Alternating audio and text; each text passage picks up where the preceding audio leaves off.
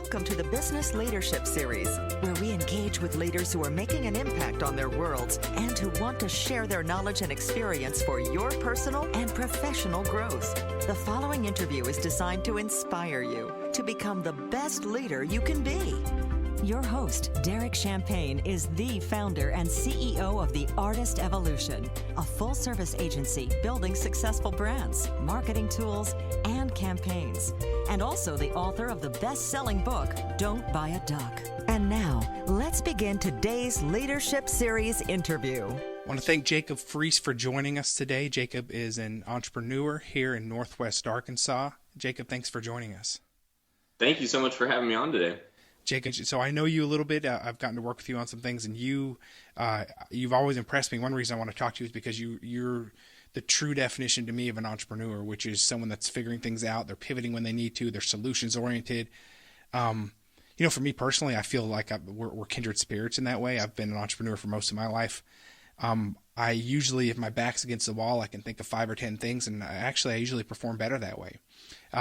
This has been a little bit different. This has seemed for many businesses like they've had the foundations just kicked right out from under them. And I see a lot of entrepreneurs beyond scrambling, just trying to figure things out because they've been so disrupted. So I want you to take a few minutes, kind of tell us about what your business is. Give us a little background if you want, but just so we know you a little bit better. And then I want to just take a few minutes and just talk through, what does a business owner do right now? What are you doing to find some solutions? Yeah, well, Barnett's Dairyette is in Siloam Springs. It's been around since 1957. I'm the third owner. I've owned it for over 3 years now, and it is just a classic burger, fry, and shake place. We have a very simple menu, but we get rave reviews for our burgers, fries, and shakes, and it's been tough for us, especially because we don't have a drive-through. Of course, with social distancing, the state is, the country has basically shut down dining room options, and so that's been really tough for us. So we've been pushing curbside service. We have had the ability to text in orders for quite some time. Because we have a cell phone as our company phone instead of a landline, and so we've been able to utilize that and push that.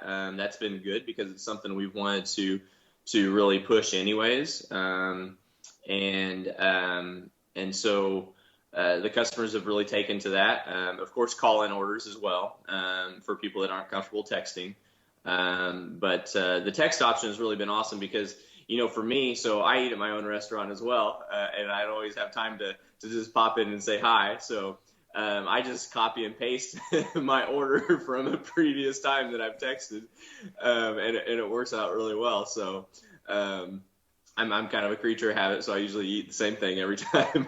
So you're eating well. You continue to eat well because you've got your favorite food on speed dial, and it's your restaurant. Yes, exactly. So I want to go into more solutions in a minute, but so 1957, this restaurant opens. I've been there. I've seen it. I love it. It's a landmark in your town. So, some of our listeners, this is on the radio, but some of our listeners are in other countries and other parts of that it's going to go out on the podcast and on the Alexa skill. It's this awesome restaurant. When you see it right away, you feel like you're going back in time. It's that diner look. He even came back in and got the sign fixed. So it's got that neon light to it, that bzz, bzz look to it. It's really cool. Yeah. It is right out of a movie set, and it's right near a university. So let's paint the picture. It's the time of year when it's getting warmer out. It's a great time for that car hop, kind of going to this kind of restaurant, and then suddenly colleges are shut down.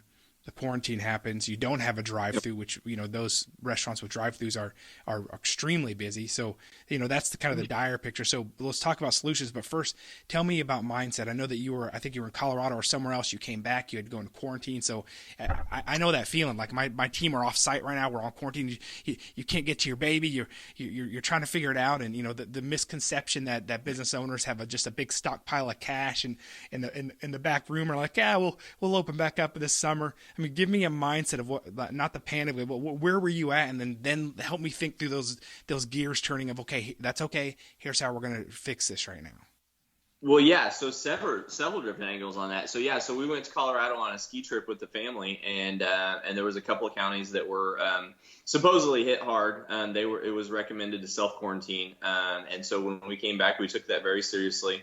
Did that, and that was tough in and of itself. And then on top of the fact, not being able to go into my restaurant, having to stay away.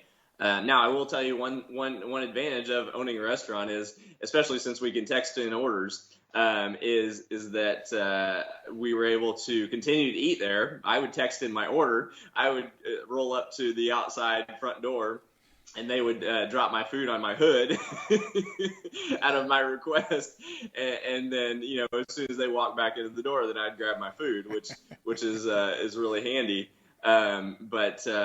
But yeah, quarantine, it was crazy. I mean, it's such a unique time. I mean, you could say the word crazy a million times and it wouldn't cover what we're going through right now. Yeah. But as far as the restaurant is concerned, yeah, it's tough to be away, because I love to be hands-on and involved. And actually what I've decided to do going forward is I've continued to stay away, unfortunately, just because we want to make sure and try to protect everybody that we can.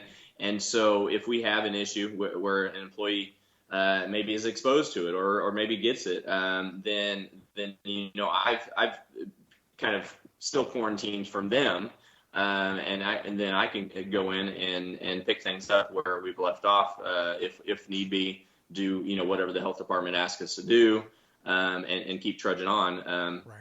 But yeah, it's tough. I mean, we've had to definitely just change our business model. Car hops are back, and right. It's been an interesting turn of events, because my employees didn't ever think they were going to be car hops, because that's not what our standard service is. I think a lot of us had to adjust pretty significantly in order just to stay relevant right now and survive. And tell me, how do you respond? And we'll keep this positive, but what kind of support have you received from the community? I'll give a plug for our nwaIsOpen.com that we set up just to help with some communication. Yeah. And I'll say the overwhelming support of the community has been amazing. There's one or two that really come and criticize you. Why are you open right now? That's the minority. The majority is very positive. But what are you doing right now to give confidence to the customers in the community that we're doing things the right way, we are safe? What kind of support have you had from the community to date? Yeah, so I'll start with the support from the community. The chamber's been doing some things to share who's been open. There's another page I'll give a shout out to, called What's Up Silo, that's been sharing all of our stuff. And we've had some questions and comments from our guests on Facebook, asking what steps are we taking. We're sanitizing more than we normally do. But honestly, here's the thing, and I'm willing to say this out loud now because it's a little more socially acceptable. But in the past, I wouldn't proclaim my OCD because I am a germaphobe. but right now I feel kind of normal, to be honest. That's awesome. And so that relates down to my restaurant, down to my team. They know that we're very serious about hand washing, about proper glove usage. I was just in a drive-through at another restaurant the other day, and looking through the window of that restaurant and seeing the way the team was handling gloves, the way they were mishandling things, it just kills me to see that. And those kind of things just have never happened in my restaurant. And I have an awesome manager, Julie. Shout out to Julie. She's amazing. She's just as OCD as I am, and she keeps on top of the team. Of course they make mistakes, but because we've practiced this for so long, we talk about on a regular basis, just to new hires, how do you itch your face when you're on the production line? You don't do it with your gloves on, right. And then go right back to making food. Right. So those kind of things were pretty seamless for us because we already do a lot of those things. But yeah, we're doing some extra sanitizing of door handles and bathrooms and countertops. But for the most part, it's just been real seamless for us in that aspect. Justin, we got a couple minutes left. I want to know, what's your mindset right now? What does the landscape look for you? I mean, there's a lot of uncertainty, obviously, for a lot of us. And the first priority is we want, obviously, our people and our country to be safe. That's without question. As entrepreneurs, we still have to, though, look at our team and our employees and keeping them going. And that's part of the community. I'm one of them. I employ people in this community too. And that is really top of mind. It's the kind of thing that keeps us up at night to figure out. That's what our job is and the role we have. There's great reward, there's great responsibility, and there's great risk. What is your mindset right now about what the future looks like, in just in general? Like, what does it look like? What are some other opportunities? There's a lot of opportunity out there too. Yeah, so let me touch on one point there before I go into the future. One thing also about people being mad for people not staying home, or mad at why businesses are staying open, etc. Well, you know what? Unfortunately, the government has promised a lot of things. I've applied for a lot of the government grants and haven't heard a thing. In fact, I've already heard that the money is drying up. Right. And like you said, people always think that business owners are rich and they're able to just kind of sit back on their laurels and do whatever they want. Well, we're not. And I can't afford to just pay employees to stay home.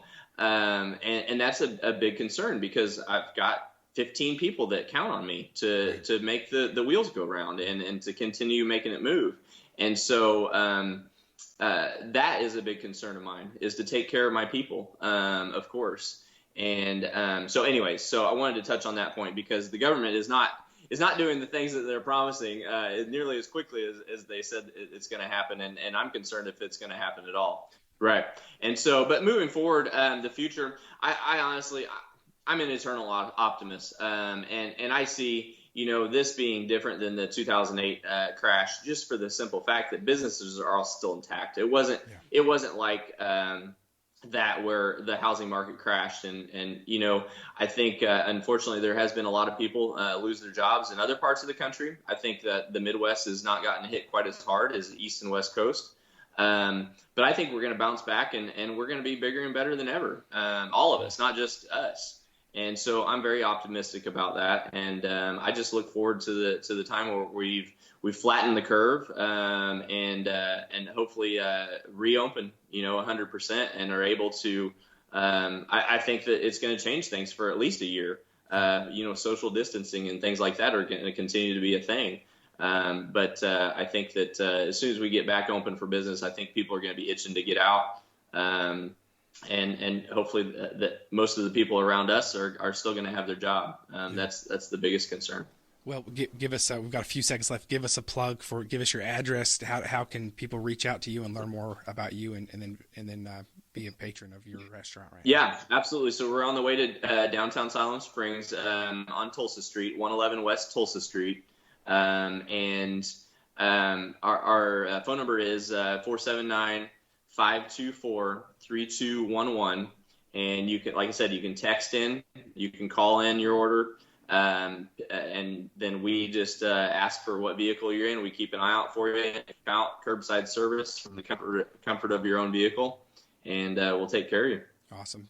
Jacob, thank you so much, Jacob, the owner of Barnett's in Siloam Springs.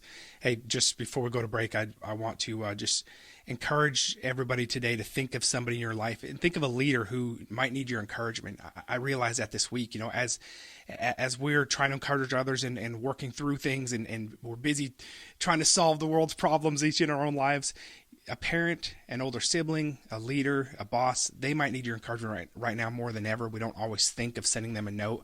Grab your phone, send them a quick video. I've done that this morning, and it was amazing, the response that I got of people you might not think need to hear that. And a few people sent that to me unexpectedly, and about put a tear in my eye, because it just that empathy goes a long way. And I've been saying that empathy is the currency right now in our nation right now. It's all about that relational. We all can relate to each other on the same wavelength right now. No matter who we are, we can just jump on a call or see the person, and we immediately have this. We're all in the same mindset. So I want to encourage you to do that, and I'd love to hear the responses that you get. Jacob, again, thank you so much, and we look forward to visiting your restaurant. You've been listening to the Business Leadership Series, where we engage with leaders who are making an impact on their worlds and who want to share their knowledge and experience for your personal and professional growth. This interview was designed to inspire you to become the best leader you can be.